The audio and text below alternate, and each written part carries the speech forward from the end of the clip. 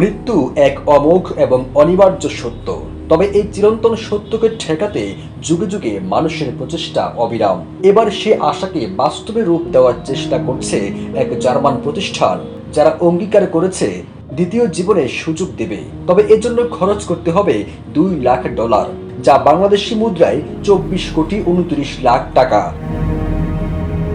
ইউরোপের প্রথম cryonics lab tomorrow bio, যার লক্ষ্য হল মৃত্যুর পর রোগীদের হিমায়িত করা এবং একদিন তাদের জীবিত করা।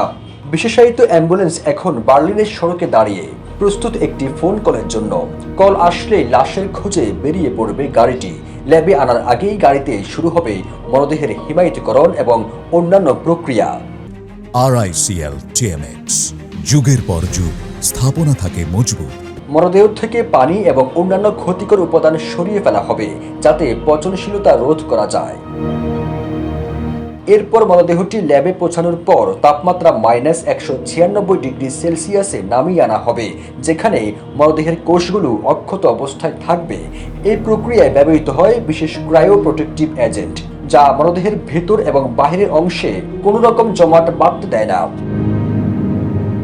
সবশেষে মরদেহটি এয়ার অ্যাম্বুলেন্সে করে সুইজারল্যান্ডের একটি বিশেষ হিমাগারে পাঠানো হয়, যেখানে সেটি অনির্দিষ্টকালের জন্য সংরক্ষিত অবস্থায় থাকবে।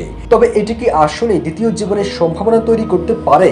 হয়তোবা না, তবে এই প্রযুক্তির মাধ্যমে এক নতুন দিগন্তের সূচনা ঘটেছে, যেখানে মৃত্যু অমর হতে পারে।